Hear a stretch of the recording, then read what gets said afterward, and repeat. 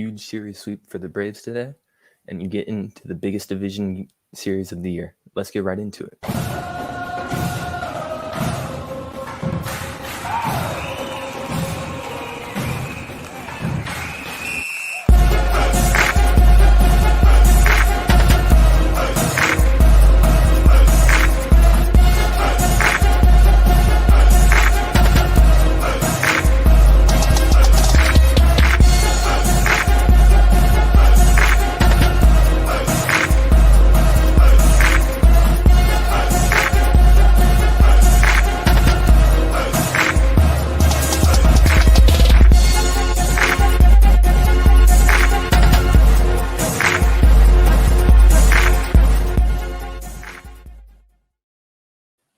Talk about a way to end the year. What a game. Will Smith managed to close it somehow after walking the first two batters. He strikes out Tatis on a very close call. I like it though, because the umpire has been giving a lot of calls inside and down and away to those righty batters. And so I love the call. It was a great pitch, great execution, and great framing by Darno. He walks the next batter though somehow, and then he strikes out the next two. And the Braves win. The magic number is now down to 5, which is wild to think about, because this series was huge because the Pirates were busy playing, or the Phillies were busy playing the Pirates, so they take 3 out of 4.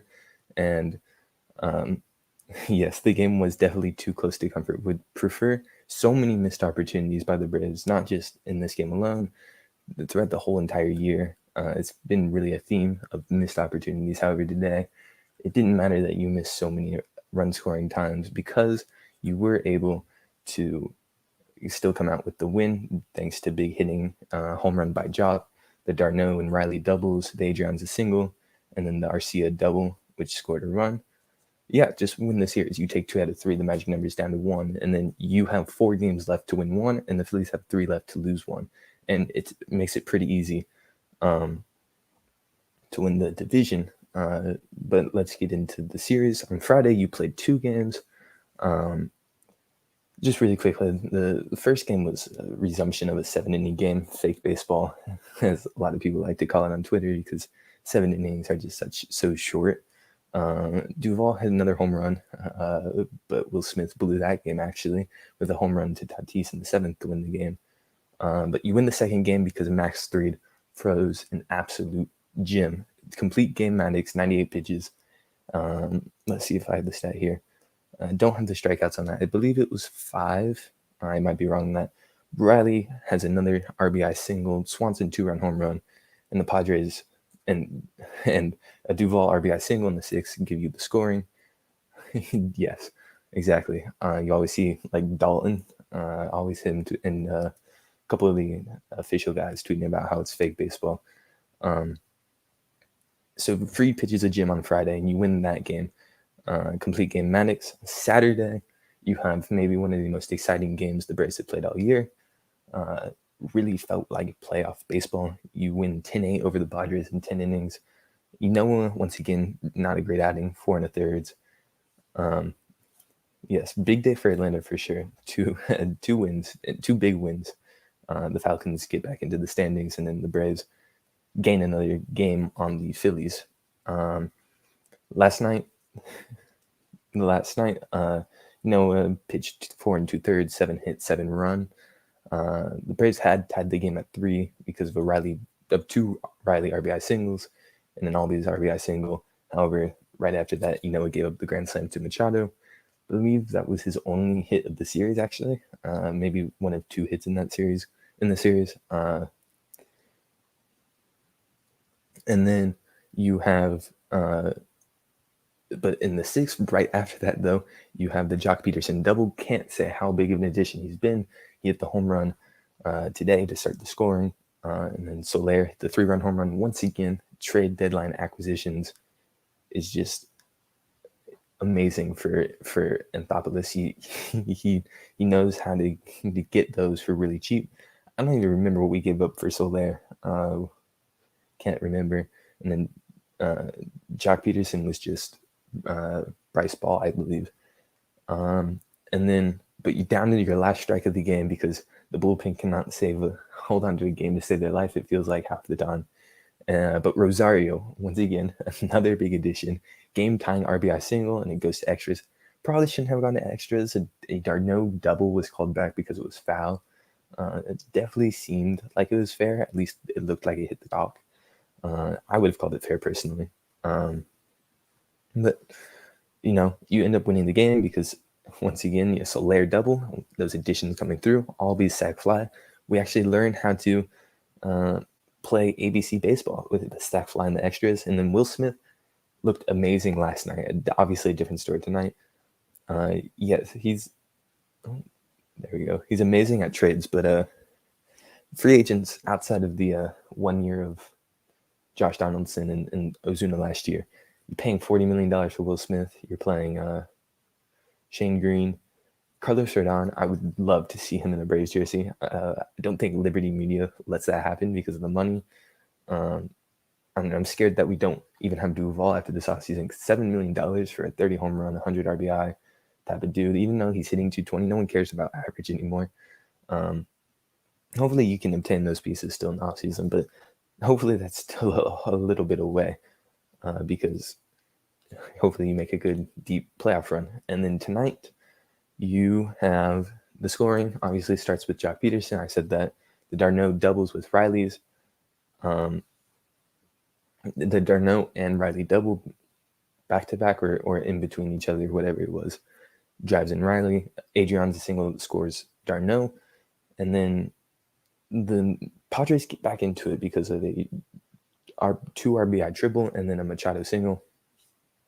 However, top of the 6th, Orlando Arcia, who I remember in July, people calling for him to replace Dansby Swanson, which is hilarious to look back at, seeing as he's now hitting 180. But he's had big moments. He drew a walk last night, I believe, and then he did draw the walk last night, and then the double today to bring in the game-winning run, which is huge. Got to bring back Soler and Duvall.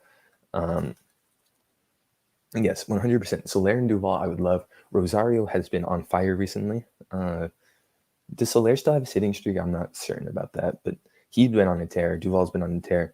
Jock, I hate paying someone like that because it feels like you have to platoon him because he struggles so much on those lefty-lefty matchups where it's just hard to bring him back.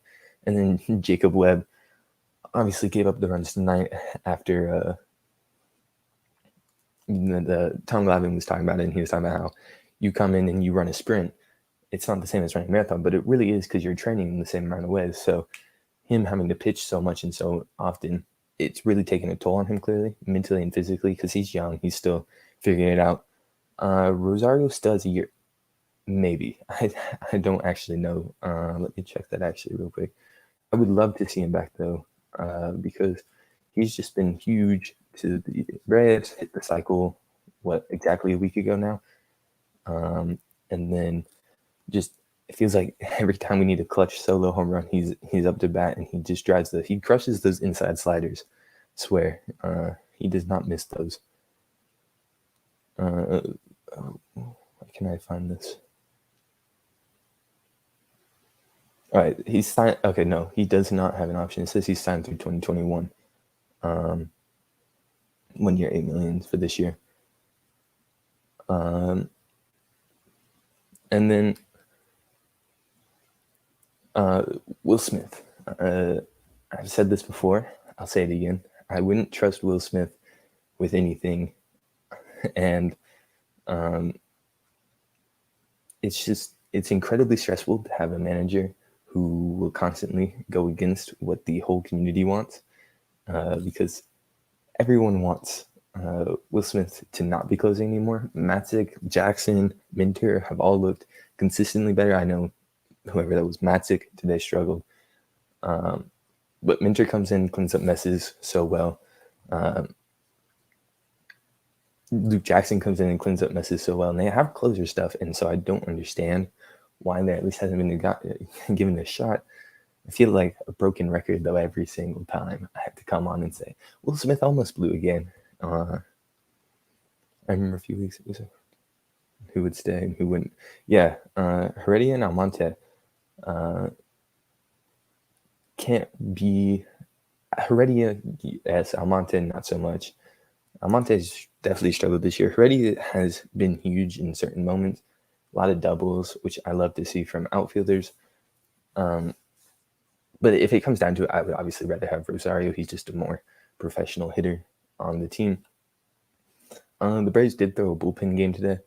Jesse Chavez 1 1/3, Smiley 1 2/3. And it was actually nice to see that because you saw, although it wouldn't prove to be that later in the game, Snicker actually managed the first part of the game really well with Chavez having his, I think his lefty on lefty matchup or whatever to start the second, and then Smiley coming in, finishing that inning, and then pitching one more. And then instead of having him pinch running or instead of him having pinch hit for him so he doesn't have to face Machado in that first matchup, which I think was great to see. Webb then comes in inning in 2/3, 4 hits, 3 runs. And he struggles. I hate to see that because I did show him love. The last show or 2 shows ago, but he's definitely struggled this week. I think it's just overuse once again. Minter comes in and wraps up that mess. Richard Rodriguez, although he's a solo home run waiting to happen, it seems like when he's not giving up home runs, he's a pretty darn good pitcher. And then Matzik obviously struggles, but Luke Jackson comes in, cleans it up, and can't say enough about Luke Jackson. The ability from him is just incredible. Running defensively is there for some use. That is a tad better hitter anyways. Yeah, I think defensively though you aren't going to worry as much next year when you have Ronald Acuna out there because he can cover so much ground. You're okay with having whatever Rosario and Soler manning your corners because Acuna can cover 2/3 in the outfield or whatever. Early pin prediction. I mean, Will Smith's closing. We figured that out already. It's interesting who's going to be the setup man, who's going to be the 6th and 7th inning man, because I would love to see Jackson be a setup man. However, in the playoffs, you can't really have those designated like setup man, 6th inning man. You have to really figure out what's the biggest spot to use somebody. And I would want Luke Jackson throwing, let's say, against the 1-2-3 of the Dodgers lineup in the NLCS, rather than throwing in the 6th inning, rather than throwing Luke Jackson against the 6, 7, 8 of the Dodgers lineup in the 8th inning because you're strictly using him for the setup man. Yeah, I think Richard Rodriguez, I hope that his veteranship does pull off come through in the playoffs, because that would be huge to see him actually not struggle for once in the playoffs. He really hasn't had a chance though because he's been stuck in Pittsburgh. So you don't really know how he's going to perform in the playoffs. But I do like to see him as a setup man because he doesn't really give up that many base runners. Mineral relief of Martin, Minter, Matzik, Jesse. Yeah, I agree with all that. And then Tukey or Edgar so they return for the playoffs. Tukey just got off the bereavement list. I know you know that, but it would be interesting to see him used for long relief. I think Smiley really has the long relief role down right now, even though he's only pitched like 4 innings the last 2 times he's been out. So maybe he is starting to become an inning or 2 inning eater. And then I think Tukey, young pitchers worry me so much in the majors, especially in the playoffs, because it feels like every other outing he's out there and his stuff's just lobbing in there. And he's not consistent enough for me to trust him. I mean, neither is majority of the bullpen. Yeah, but Tukey should definitely move to the pin. I think he has good stuff. It's just once he gets through, even the first time, his stuff just isn't breaking as much, and everybody's catching it better. So I would definitely say, yeah, for sure, I would love to see him in the pin. And then I feel the same way. I think it's going to be interesting how they use Newcomb. I wonder if Newcomb misses the roster because obviously he's kind of there as your long relief guy because he used to be the starter. But with with Smiley now in the pen, and you're probably going to move Noah to the pen because you can run with 3 starters in the postseason. I think Newcomb is kind of the odd guy out there, and so I think Tukey obviously becomes the long reliever and a pin arm next year and in the future or whatever. But I think as of now, I think he misses the playoff roster. Doesn't have the pitch count down, but his stuff would be great for the pin. You got to think, yeah, exactly. There's a lot of 30-plus-year-old arms in the pin, and Tukey's stuff is great when it's on. Like his off speed mix with fastballs confuses a lot of hitters when it's on, and most of the time it's only on the first time through the lineup. So once again, going to the pin role would put him in a great position. But who knows? Yeah, Newcomb's definitely going to miss it. And then, however, I think we should talk about the upcoming Phillies series because it is the biggest series of the year. You have your 3 best pitchers scheduled. Thankfully, because of the off day, you're able to. Yeah, once he broke his hand, he hasn't been the same pitching or batting. Yeah, he, and the only way he pitches again is when he pitches in the Mets series. I think he'll start a game whenever there, but he's not. I doubt he makes the postseason roster, even though I say that, and it's not like we have enough quality arms to be cutting people like who has shown he can eat innings like he did last year in the LCS. But for the Phillies series, though, you have your 3 best pitchers scheduled because you have the off day, so you can afford to throw Morton game 1. Then you're gonna have Fried game 2 and Anderson game 3. Yeah, exactly. And then they have their 3 aces lined up. They got Wheeler, Nola, Gibson, and so Wheeler and Nola, obviously, we know how great they are. Gibson's come on hot, especially in the second half, and he's been phenomenal for the Phillies. But once again, I trust our guys more. I think Morton, obviously, veteran. Zach Wheeler and Nola are too. But Fried and Anderson, they pitched and they absolutely shoved in the NLCS last year. They've been great. And I think they just have something in them that makes them perform better when the lights are on brightest. And I find a hard time seeing a way where we don't take 2 out of 3, if I'm being honest. I think we do take 2 out of 3. Yeah, it definitely confuses me because he'll pitch game 1 of that Mets series, and then maybe Tukey pitches game 1 of their game 2 of the Mets series. Right now, we technically have Morton lined up to pitch game 3 of the Mets series, but I doubt that happens because you probably pitch him game 1 of the playoff series. And so you probably switch that to a bullpen game or whatever because you'll probably have a day off afterwards.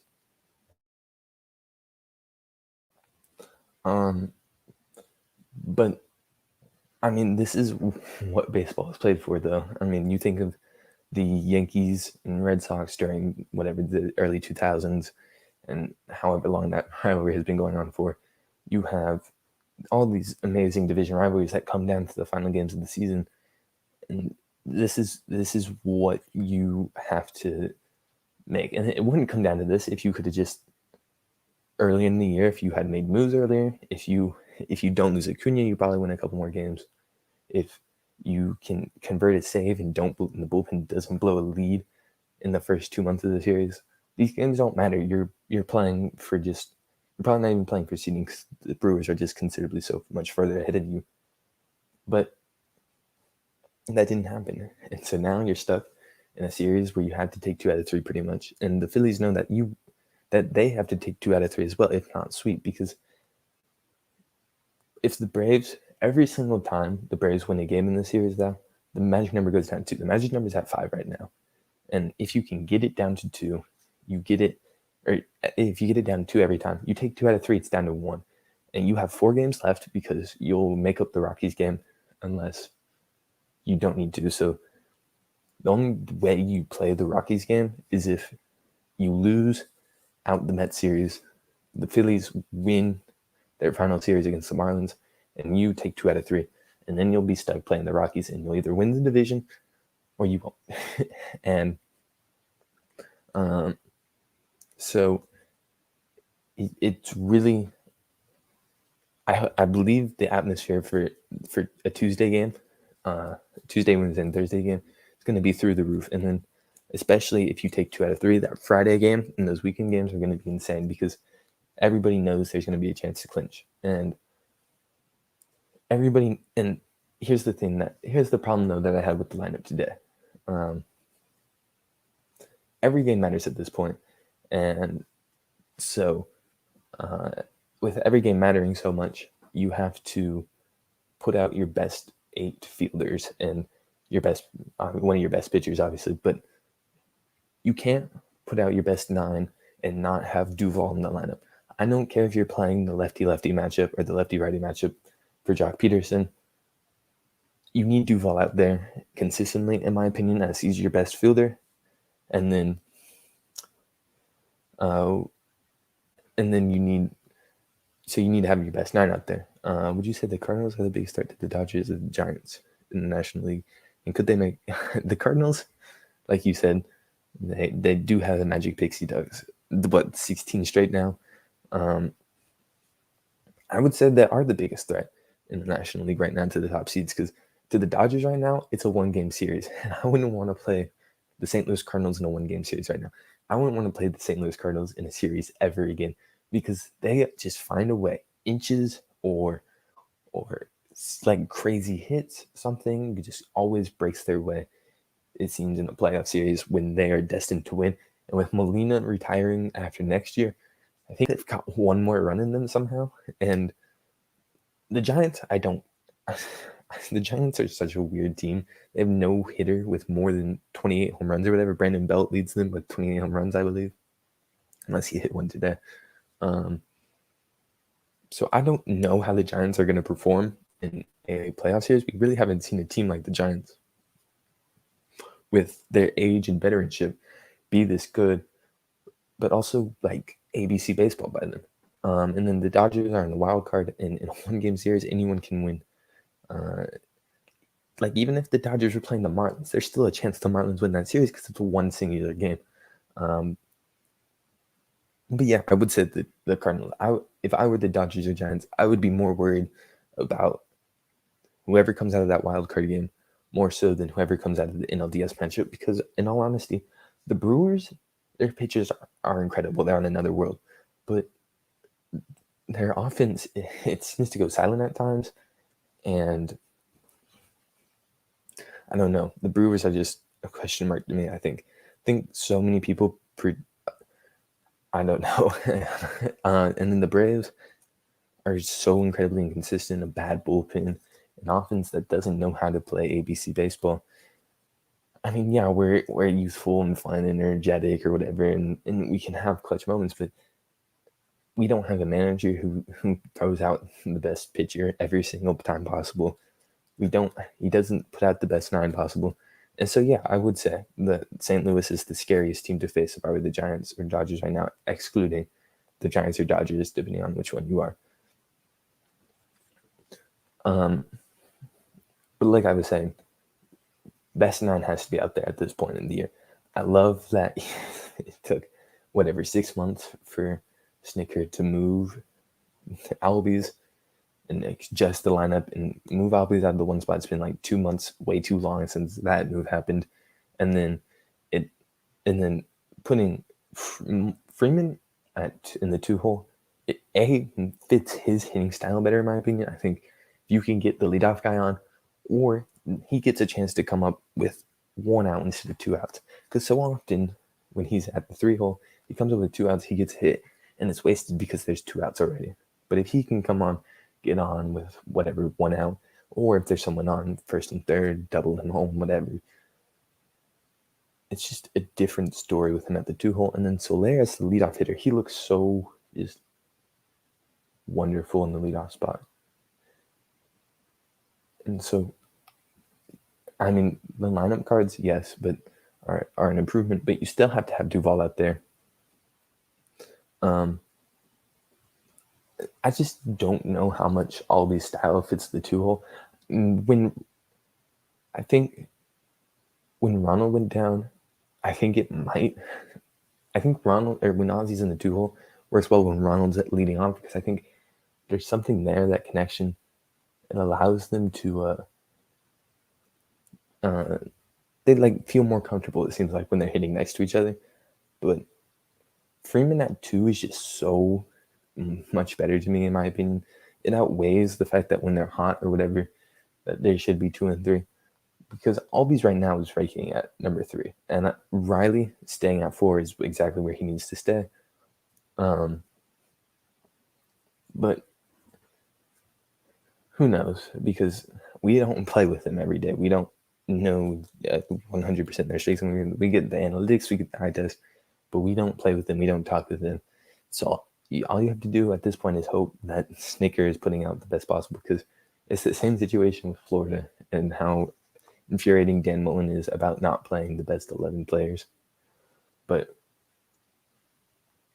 it's just frustrating when Snicker doesn't do that. And then you right now, it's just execution. Make sure. Oh, well, also, first, real quick, since they've changed the lineup and Freeman's hitting too, the Braves haven't failed to score less than 4 runs ever. They've scored at least 4 runs since the lineup's been moved, and so that's great. And then, yeah, the Falcons got a big win today. I don't know much about the Falcons, I'm going to be honest. I'm a Broncos fan, but I know they got a big win against the Giants. And then, where was I? Oh yeah, just about execution. You play your best 9 right now. You make sure you come through. The hitting right recently has been an improvement.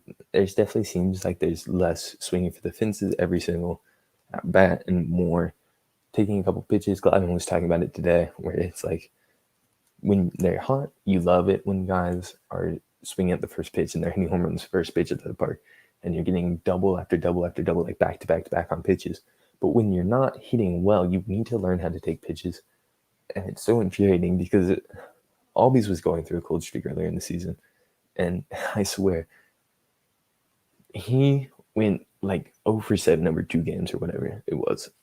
I don't think he saw more than 12 pitches during that stretch because he's so jumpy when he's at the plate.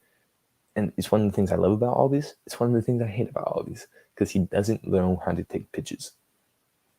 And then, but that's where Freeman comes in. I think that's part of the reason Freeman's so important.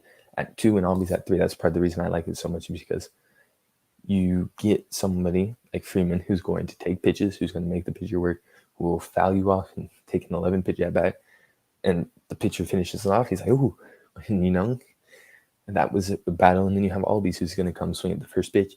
And so often it could possibly be a meatball because the pitcher thinks they've just won this big battle, and now they can just throw a meatball first pitch because Freeman doesn't swing at first pitches or whatever the statistic is that backs whatever they want to. And so I think that's a huge part about it.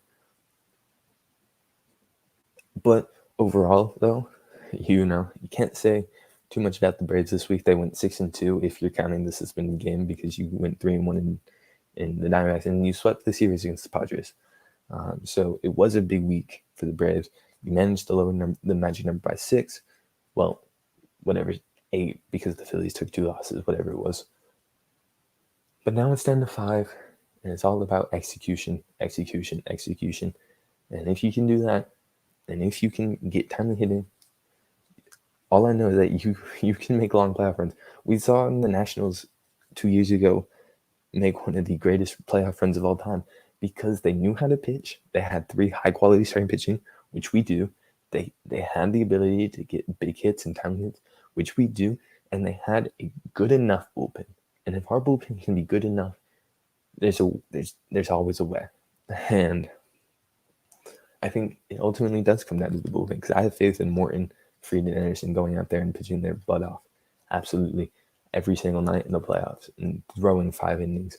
But the bullpen needs to be able to make sure they step up. And the bullpen's a big part of the reason we lost last year, because Game 6 and Game 7 and Game 5, you had, Game 6, Game 7, Game 6, and Game 5, you all had leads, and the bullpen blew it. And obviously Game 6 is Will Smith. too many names to list for the other ones, but it's just the bullpen needs to go out there and know that they can. Will Smith, when he goes out there and pitches like he did on Saturday night, like he can strike out anybody. He can put his fastball by you and locate it and hit a nice curveball or whatever. It's huge because he pitches confidently, and it's huge. But like tonight, he was nibbling so much, and like you can't nibble when you're playing high quality teams because they know how to take pitches. The Dodgers will take pitches; they will take balls all night, and they will walk in 5 runs because you don't know how to hit your spots consistently, and you're not confident enough to throw a strike. And that's why I believe Luke Jackson and Matzik and Minter should be pitching because they throw so much more confidently. They make sure they throw hard, they throw fast, they can locate their sliders and changeups and off-speed pitches because they throw confidently, and that's all you need to do. Will Smith doesn't throw confidently, and it makes me incredibly upset. But I think Saturday's game was huge because you got to win in what felt like a playoff atmosphere. Even though San Diego is now eliminated from the postseason, you got a huge win in what felt like a playoff atmosphere. You were able to show that you have the rally ability still. And the bullpen didn't look good, but you were able to still pull out the win. And hopefully they can take the confidence from this series. The offense is hot at the right time and go into the Philly series. And you know what? Go ahead and sweep them. Win that division against the Phillies. Make sure they see you celebrating out there that you won the division. Because there's no better feeling than eliminating the team that's competing with you against the division. And so I think with all that, I think that's come to the end of my night. Hopefully, the next time we're talking, the Braves take 2 out of 3, or they swept and won the division. But so without further ado, see y'all.